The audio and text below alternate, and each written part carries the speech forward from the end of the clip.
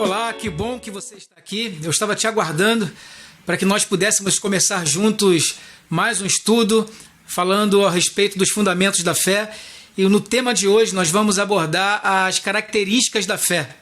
A fé possui várias características, eu não tenho como abordar todas elas, mas vou falar de algumas delas. E fique tranquilo, meu irmão, eu te dou toda a certeza de que as que nós vamos abordar aqui hoje já serão suficientes para que a gente tenha uma base muito sólida a respeito desse tema. Bom, a primeira característica que eu queria trazer para que a gente começasse esse estudo é que a fé ela é tangível, ou seja, a fé ela é perceptível, percebida. Então, todas as vezes que nós agimos por fé, e a nossa fé for uma fé genuína, uma fé verdadeira, ela será percebida pelas pessoas que nos cercam. Então veja bem, sem forçação de barra, sem nenhum tipo de esforço desnecessário, a nossa prática de fé, a nossa vida de fé, se tivermos em nós uma fé genuína, verdadeira, a fé do tipo que agrada a Deus, certamente essa fé será percebida por todas as pessoas que caminham conosco, por todas as pessoas que estão perto de nós, por todas as pessoas que convivem conosco, seja no ambiente de igreja, seja no ambiente familiar, seja no seu trabalho. A sua fé, uma vez verdadeira, ela será percebida por essas pessoas. E aí você talvez me pergunte, mas Renato, qual a importância disso? Irmãos, muitas vezes o que falamos acaba sendo desconsiderado, acaba não tendo crédito, ainda que falemos da palavra de Deus. Então, isso vai diretamente proporcional àquilo que nós vivemos, aquilo que as pessoas conseguem enxergar de nós, o relatório que as pessoas fazem de nós. Quando alguém fala da palavra, mas se a gente não vê fé nessas pessoas, não enxerga fé nessas pessoas, certamente, ainda que fale da palavra, que nós falemos da palavra de Deus, não será muito bem recebido pelas pessoas. Mas quando elas enxergam fé em nós, uma atitude de fé, uma postura diferenciada, certamente aquilo que você fala da palavra de Deus, todas as suas orientações, todas as suas pregações, todas as suas ministrações e conselhos serão bem-vindos e bem aceitos. Então veja a importância da gente ter uma fé genuína e fazer com que essa característica que está embutida numa fé verdadeira, a fé do tipo que agrada a Deus, faz então com que ela seja percebida pelas pessoas. Amém? Então, como é bom, irmãos, a gente estar convivendo com pessoas que possuem esse tipo de fé, né? Uma fé genuína, uma fé verdadeira que a gente se espelha nessas pessoas, né? É um modelo de fé que a gente quer sempre ter, que a gente quer, a gente é motivado, encorajado a buscar, a nos esforçar, a perseverar e buscar mais ao Senhor para que a gente possa então ter esse tipo de fé. Então é muito importante a gente conviver com pessoas que possuem essa fé. E da mesma maneira que a gente consegue enxergar fé em quem tem, as pessoas também conseguem enxergar fé em nós, se em nós tiver esse tipo de fé. Então veja que eu não estou falando que isso só é percebido por quem tem um nível de espiritualidade muito grande. Não. De uma maneira muito natural e muito simples, a gente consegue enxergar fé nas pessoas através daquilo que elas exalam, e da mesma forma as pessoas conseguem enxergar fé em nós daquilo que nós colocamos para fora. Então, eu queria te levar a duas passagens bíblicas. A primeira está em Atos, no capítulo 14, versículos de 8 a 10. E a segunda passagem está em Marcos, no capítulo 2, versículos 4 e 5. Vamos lá ver o que essas passagens estão dizendo a respeito desse assunto. Atos, capítulo 14, versículos de 8 a 10. Em Listra havia um homem paralítico dos pés, aleijado desde o nascimento, que vivia ali sentado e nunca tinha andado. Ele ouvira Paulo falar. Quando Paulo olhou diretamente para ele e viu que o homem tinha fé para ser curado, disse em alta voz: levanta-te, fique de pé. Com isso, o homem deu um salto e começou a andar. Marcos, capítulo 2, versículos 4 e 5. Não podendo levá-lo até Jesus por causa da multidão, removeram parte da cobertura do lugar onde Jesus estava e, através de uma abertura no teto, baixaram a maca em que estava deitado o paralítico. Vendo a fé que eles tinham, Jesus disse ao paralítico: Filho, os seus pecados estão perdoados. Então vamos analisar a primeira passagem. Paulo estava pregando e existiam várias pessoas ouvindo Paulo falar. Paulo era um homem cheio de fé, por isso as pessoas estavam ali, porque lhe davam credibilidade, porque acreditavam na palavra de Paulo, pelo exemplo dele. E as pessoas enxergavam então essa qualidade em Paulo, que ele era um homem de fé. E também diz que existia ali entre aquela multidão um homem aleijado desde o seu nascimento, ouvindo Paulo, diz a palavra, este homem ouvindo Paulo falar, Paulo fitou os olhos nele e enxergou fé naquele homem para que ele fosse curado. Então, veja, eu abro um parêntese para dizer para você, muitas vezes a gente acha que a gente só vai ser visto se nós estivermos em cima de um púlpito, estivermos em notoriedade na igreja ou em qualquer outro ambiente onde esteja uma plateia ou gente vendo. Muito pelo contrário, irmãos. Nessa questão, não importa se você está no púlpito ou fora dele. O que vai importar é se você realmente possui na sua fé essa característica. Se você possuir uma fé verdadeira, você pode ter certeza que a sua fé será vista pelas pessoas que estão ao seu redor. A sua fé será percebida pelas pessoas que estão ao seu redor. Você não precisa ser ninguém de destaque para que as pessoas te enxerguem. Paulo enxergou um anônimo, uma pessoa no meio daquela multidão, de tantas outras que ali estavam. E ele acabou então sendo curado, porque Paulo viu fé nele para que ele pudesse ser curado. Amém? No segundo caso, Jesus está numa casa, pregando, a casa cheia, pregando para várias pessoas, uma multidão. E existia um aleijado que seus amigos então queriam levá-lo até Jesus para que Jesus pudesse curar aquele homem. E então, levando esse aleijado até a Jesus, viram a incapacidade de entrar pela porta da frente, pela porta principal, porque tinha muita gente e não haveria essa possibilidade. Então eles tiveram a brilhante ideia de descer aquele homem pelo telhado até Jesus. E a palavra então vai dizer que Jesus viu fé naqueles homens. Não só no aleijado para ser curado, porque era esse o motivo dele se permitir também ser levado pelos amigos para estar ali, mas também diz que Jesus viu fé nos seus amigos, que tiveram essa brilhante ideia e uma atitude realmente de fé, porque acreditaram que Jesus poderia então trazer a cura do seu amigo.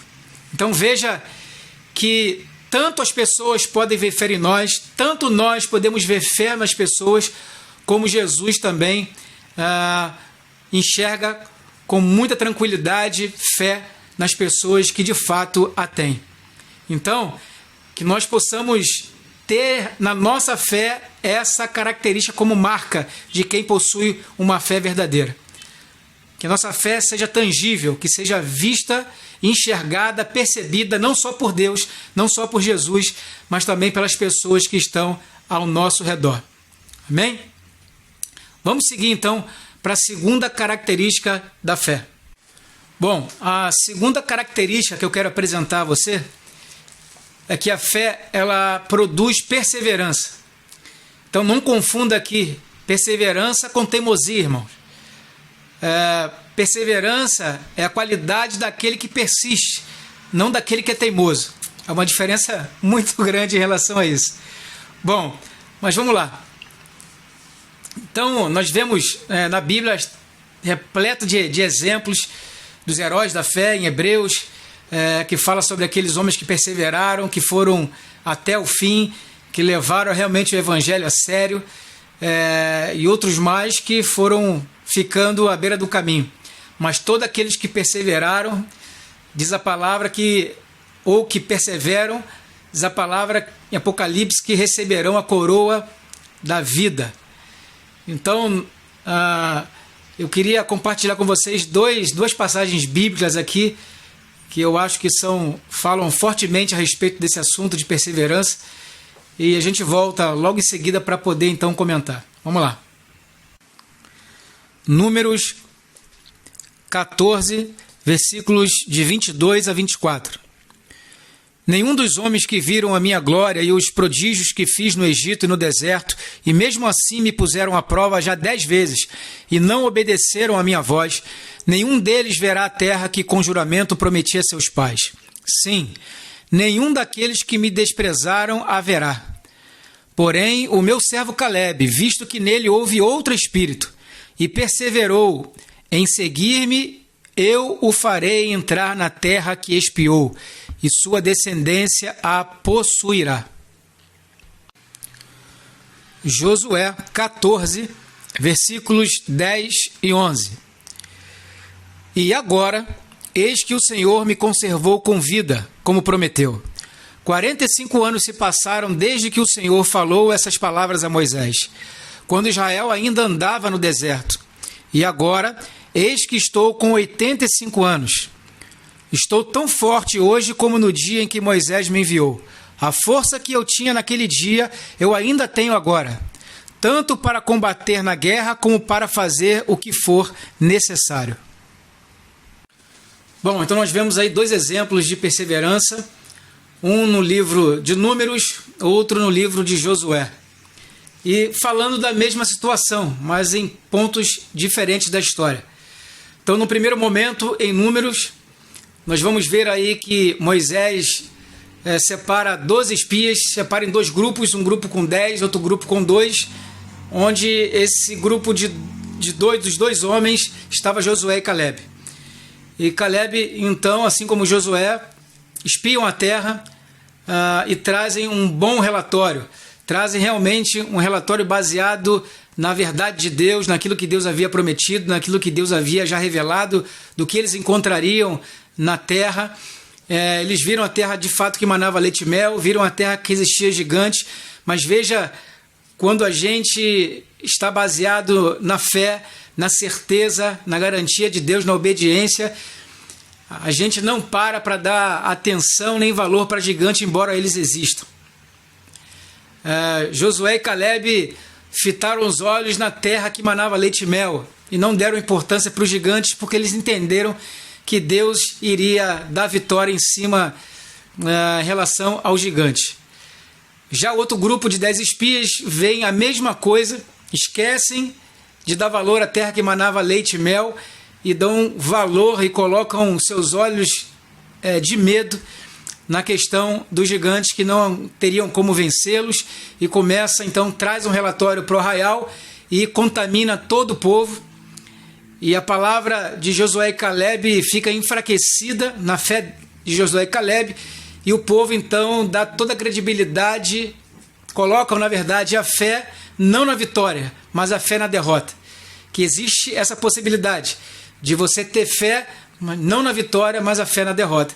Então esses 10 espias contaminam todo o povo, e o povo então se revolta contra Deus, pedindo até para que voltassem para o Egito. E Deus então se ira com isso. Moisés intercede pelo povo, pedindo a Deus para que tivesse misericórdia, para que Deus então não sentenciasse o povo, e Deus entra exatamente com essa sentença que nós vimos aí no slide de Números, no capítulo 14. E Deus então fala: nenhum dos homens que, tendo visto a minha glória e os prodígios que fiz no Egito e no deserto, todavia me puseram à prova já 10 vezes,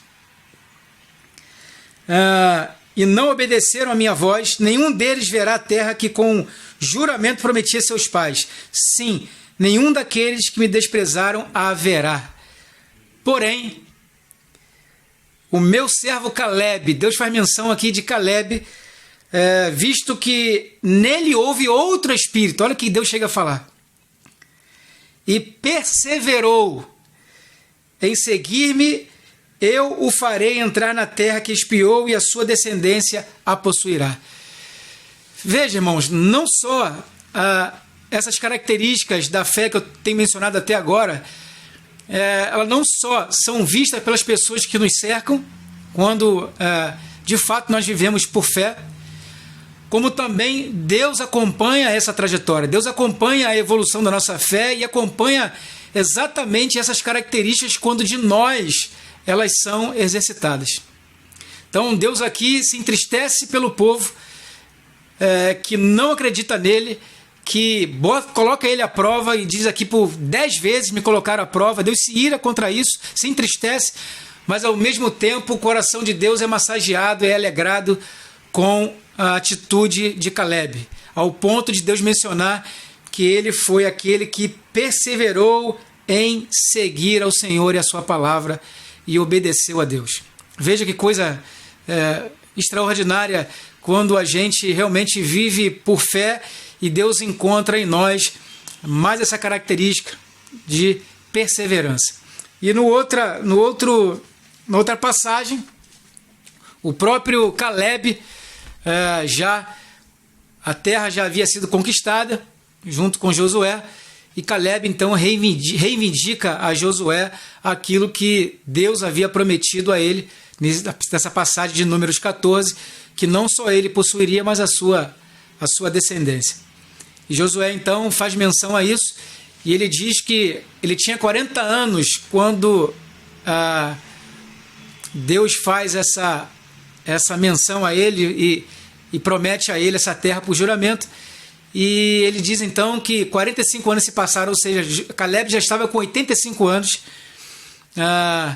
e ele diz que a mesma força, o mesmo vigor, a mesma vontade, a mesma disposição e a mesma perseverança que ele tinha desde há 45 anos atrás era a mesma que ele tinha naquele momento. Então veja que grande exemplo Caleb nos deixa. E uma coisa que eu noto nessa característica de perseverança na fé é que todos os personagens bíblicos, todos esses exemplos de perseverança que nós encontramos na Bíblia, nenhum deles, irmãos, nenhuma perseverança que foi vista foi uma perseverança voltada para os seus próprios interesses. Veja que todos esses homens e mulheres que perseveraram na fé, perseveraram por uma causa maior, por uma causa não terrena, mas por aquilo que era espiritual, por aquilo que era celestial. Lutaram, perseveraram para agradar a Deus, perseveraram para cumprir um chamado, para cumprir o mandamento de Deus, para realizar aquilo que Deus havia então estabelecido e orientado a eles para que então eles fizessem. Então veja que existe hoje uma perseverança um pouco diferente que a gente encontra às vezes nas igrejas. Pessoas, a gente até vê um sinal de perseverança, mas a perseverança que muitas pessoas têm desenvolvido na igreja não é uma perseverança voltada à obediência de Deus, para cumprir um propósito de Deus, e sim para cumprir ou para concretizar um sonho ou um projeto pessoal. Veja a diferença. Então é importante que a gente esteja atento. Você pode até perseverar para suas causas naturais, para um projeto, um sonho que você tenha, mas nunca deixe de lado a perseverança nas causas de Deus, para aquilo que Deus tem para a sua vida como algo espiritual, como um mandamento, como uma ordenança de Deus para a sua vida. Então, persevere no Senhor para cumprir os sonhos prioritariamente de Deus na sua vida. Persevere para cumprir o teu chamado em Cristo Jesus, daquilo que Deus te chamou para fazer. Persevere para que você faça tudo com excelência, cumpra todo o teu chamado, cumpra a sua carreira, como o apóstolo Paulo disse, que ele completou a carreira, combateu um bom combate, encerrou a carreira e guardou a fé. Que a nossa perseverança seja essa, de procurar cumprir com o nosso chamado. Não vai ser fácil, a gente sabe que existem desafios a serem enfrentados, mas com a perseverança no lugar certo, focada na direção certa, nós com toda certeza vamos conseguir chegar aonde nós precisamos, como Caleb chegou, como Paulo chegou e como os heróis da galeria da fé conseguiram também chegar. Amém? Então vamos para a última característica da fé, que eu trago então para nós encerrarmos esse estudo de hoje, é que a fé tem prazo de validade. Meu irmão, exatamente isso. A fé possui prazo de validade. Vamos então desenvolver esse assunto, vamos ver algumas passagens aí e eu volto em seguida explicando para você mais uma vez. Vamos lá. Mateus 15, 28. Então Jesus exclamou: mulher, que grande fé você tem! Que seja feito como você quer. E desde aquele momento a filha dela ficou curada. Mateus 17, versículos de 17 a 21. Jesus exclamou: ó geração incrédula e perversa, até quando estarei com vocês? Até quando terei de aguentá-los? Tragam o menino até aqui. E Jesus repreendeu o demônio, e este saiu do menino, e desde aquela hora o menino ficou curado. Então os discípulos, aproximando-se de Jesus, perguntaram em particular: por que motivo nós não podemos expulsá-lo? Jesus respondeu: por causa da pequenez da fé que vocês têm. Pois em verdade lhes digo que se tiverem fé como um grão de mostarda, dirão a este monte: mude-se daqui para lá, e ele se mudará. Nada lhe será impossível. Mas esse tipo de demônio só pode ser expulso por meio de oração e jejum. Mateus 14, versículos de 28 a 31. Então Pedro disse: se é o Senhor mesmo, mande que eu vá até aí, andando sobre as águas. Jesus disse: venha. E Pedro, descendo do barco, andou sobre as águas e foi até Jesus.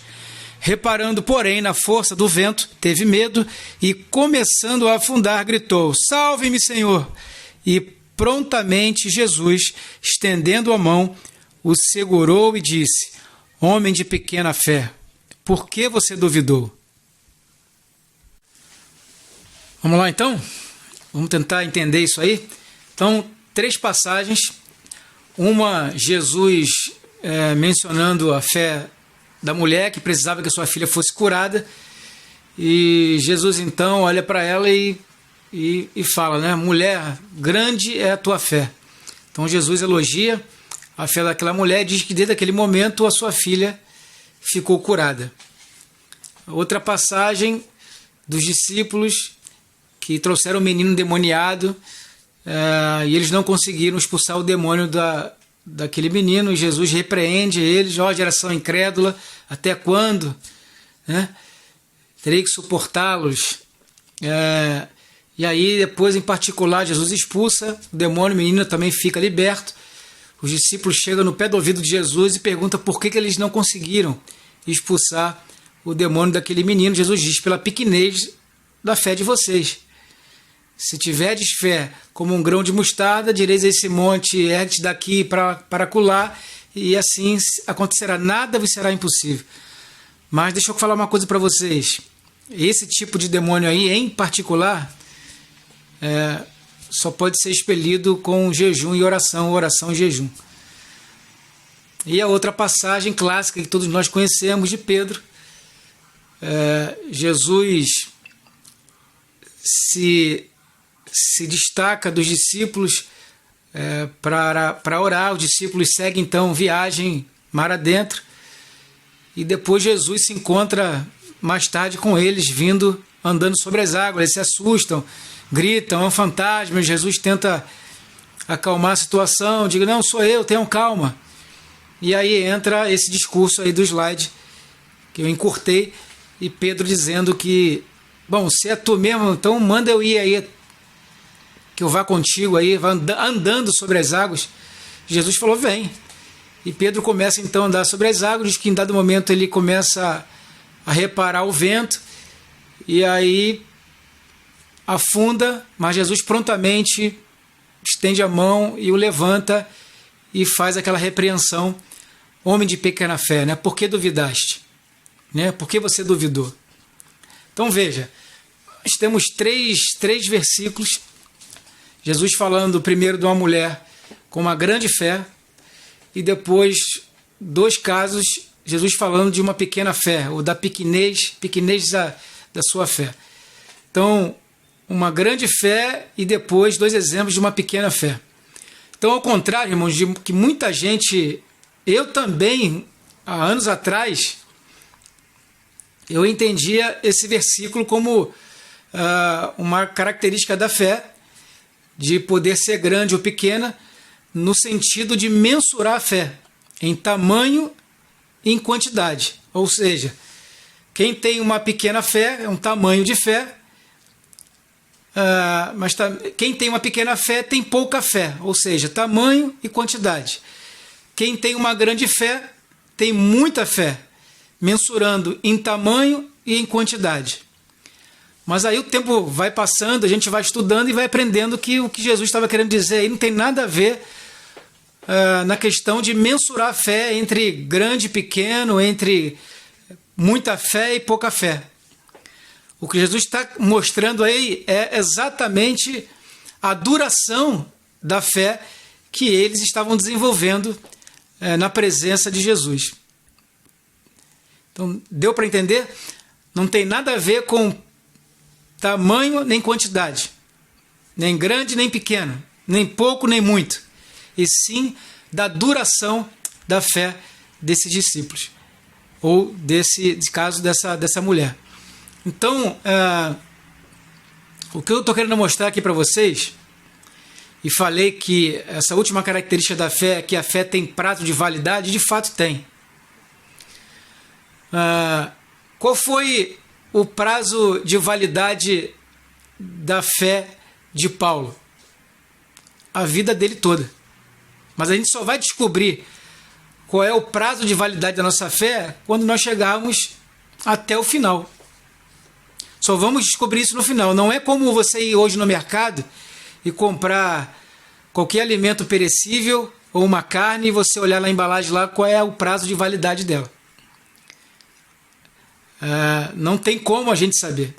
Então, de acordo com a demanda, de acordo com a situação que nós vamos vivendo, existe um prazo de validade, ou seja, a duração da fé, ela muda de acordo com a situação. Se você me perguntar qual é a duração, então, quanto tempo a minha fé tem que durar para que eu receba a vida eterna, para que eu tenha realmente a garantia da minha vida eterna? A vida toda. Qual o tempo da minha duração para que eu me relacione com Deus? A vida toda. Agora, qual é o tempo para eu receber as promessas de Deus? Eu tenho certeza que talvez não seja a vida toda. Tem um prazo. E o que a gente precisa, então, é desenvolver essa fé para que essa duração se estenda até onde ela precisa ser estendida. E foi exatamente isso que Jesus está falando. Tanto para a mulher, onde Jesus curou a sua filha, grande é a tua fé. Jesus estava dizendo, olha, a tua fé durou muito, e durou exatamente o tempo que precisava para que eu viesse agora e curasse a sua filha. Parabéns. Com os discípulos, ele diz, ó geração incrédula, por que duvidaste? Ou melhor, até quando estarei convosco? E ele diz então que eles não conseguiram expulsar o demônio por causa, primeiramente, da pequenez da fé deles. Agora, veja algo interessante, que nessa passagem de Mateus 17, os discípulos ali que estavam naquele contexto, deixa eu ler para vocês entenderem a situação. Diz aqui que 6 dias depois, isso antes de acontecer, Jesus curar esse menino endemoniado, onde os discípulos não conseguiram. Diz lá, 6 dias depois, tomou Jesus consigo a Pedro, aos irmãos Tiago e João e os levou em particular a um alto monte. E foi transfigurado diante deles, o seu rosto resplandecia como o sol e as suas vestes tornaram-se brancas como a luz. E eis que lhes apareceram Moisés e Elias falando com ele. Então disse Pedro a Jesus, Senhor, bom é estarmos aqui. se queres, farei aqui 3 tendas. Uma será tua, outra de Moisés e outra de Elias. Falava ele ainda quando uma nuvem luminosa os envolveu, e eis vindo da nuvem uma voz que dizia: Este é meu filho amado em quem me comprazo, a ele ouvi. Ouvindo os discípulos caíram de bruços tomados de grande medo. Aproximando-se deles, tocou-lhes Jesus, dizendo: Erguei-vos e não temais. Então eles, levantando os olhos, a ninguém viram, senão Jesus. E aí eles descem, esse episódio é antes da cura desse menino endemoniado, e aí eles descem do monte, passando por essa experiência maravilhosa, sobrenatural. Chega, esse menino é levado até os discípulos não conseguem curá-lo. Veja que passaram por uma experiência sobrenatural que muda a vida de muita gente. Experiências com Deus faz a nossa fé realmente crescer, aumentar, faz a nossa fé amadurecer. E eles acabam de ter essa experiência com Jesus, e logo é trazido então o menino endemoniado. Eles não conseguem curar, e Jesus diz que não cura. Tudo bem que eles precisavam orar e jejuar, mas Jesus diz que eles foram incrédulos, ó geração incrédula, e que foi por causa da pequenez da fé deles. E Jesus ainda compara, veja que tanto Jesus não está falando de mensurando a fé deles, porque era pequena, né? Pouca fé, que Jesus faz uma comparação com um grão de mostarda. Olha, se tiverdes fé como um grão de mostarda, direis a esse monte: ergue-te daqui para acolá, e assim acontecerá.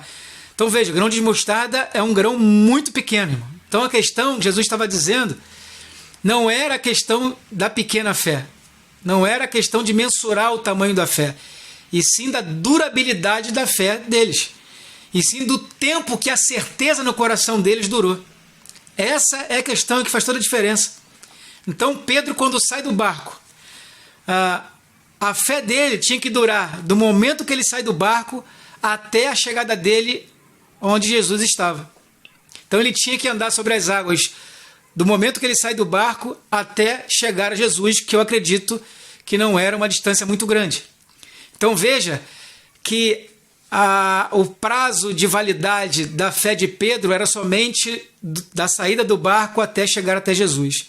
Quando ele chegasse até Jesus, ali seria determinado o prazo de validade da fé dele. A fé de Pedro não existiria mais no momento que ele chegasse a tocar em Jesus. E assim a nossa fé para diversas situações. A fé possui um prazo de validade e prazos diferenciados para cada tipo de demanda. Então, não é questão de grande ou pequena fé, e sim quanto tempo a certeza da fé dura no teu coração. Então, o problema não é aí a questão do tempo.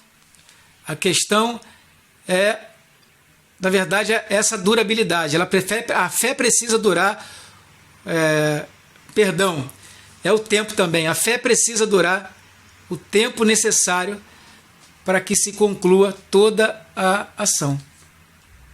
Fazer com que a fé pereça antes do tempo é fazer com que o milagre aconteça pela metade. E o que a fé propõe para cada um de nós é o milagre por completo. Então, como eu disse, Pedro saiu do barco e a duração da fé dele, o tempo de duração da fé, da certeza, tinha que ser até chegar a Jesus. E Pedro, então, não fez com que isso acontecesse. A certeza dele acabou no momento que ele começou a reparar no vento. Então, quando Jesus falou para ele: homem de pequena fé, por que duvidaste? O que Jesus estava querendo dizer para Pedro é: por que você parou de acreditar? Por que você não continuou acreditando? Por que a sua certeza foi tão pequena? Por que você teve pouca certeza? E aí aconteceu o que aconteceu. Então era para Pedro chegar de um ponto a outro, mas a falta de certeza, a falta de duração, o prazo de validade que Pedro tinha era maior, e ele fez com que o prazo fosse diminuído pela sua incredulidade, pela sua dúvida. Amém, queridos? Então, eu queria deixar, então, agradecer a você que ficou comigo até agora, e que esse estudo possa, então, te abençoar, que você, a partir de agora, aplique essas características da fé que é tangível, que é perceptível, que é a fé que produz perseverança, e essa fé que você precisa que o prazo de validade dela seja cumprido. Veja, quando nós,